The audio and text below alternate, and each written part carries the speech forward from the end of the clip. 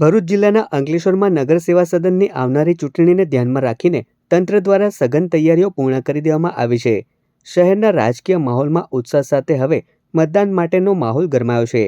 કુલ 9 વોર્ડની 36 બેઠકો માટે અંદાજે 100 ઉમેદવારો મેદાનમાં ઉતર્યા છે, જેના કારણે આ વખતે ચૂંટણીમાં કટોકટીનો મુકાબલો થવાની શક્યતા છે.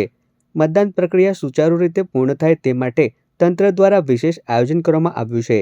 શહેરના કુલ 48 મતદાન મથકોમાંથી 12 મતદાન મથકોને અતિ સંવેદનશીલ અને 16 મથકોને સંવેદનશીલ તરીકે જાહેર કરવામાં આવ્યા છે, જ્યાં સુરક્ષા માટે ખાસ નજર રાખવામાં આવશે. ચૂંટણી કામગીરી માટે 265 કર્મચારીઓ તૈનાત કરવામાં આવ્યા છે. આ ઉપરાંત કાયદો અને વ્યવસ્થા જાળવવા માટે 94 જેટલા પોલીસ કર્મીઓ અને અધિકારીઓ ફરજ પર તૈનાત રહેશે.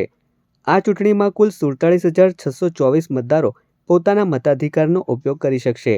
મતદાન શાંતિપૂર્ણ અને નિષ્પક્ષ વાતાવરણમાં યોજાય તે માટે તંત્ર દ્વારા તમામ જરૂરી પગલાં લેવામાં આવ્યા છે.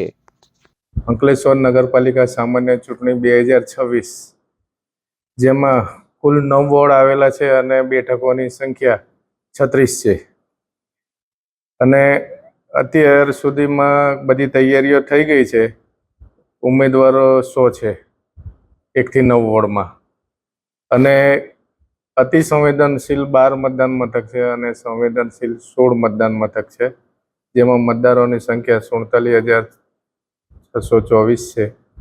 આમ અમારે પોલિંગ સ્ટાફ 265 અને પોલીસ સ્ટાફ 94 છે. બધી તૈયારીઓ થઈ ગઈ છે અને ચૂંટણી કરવામાં આવશે.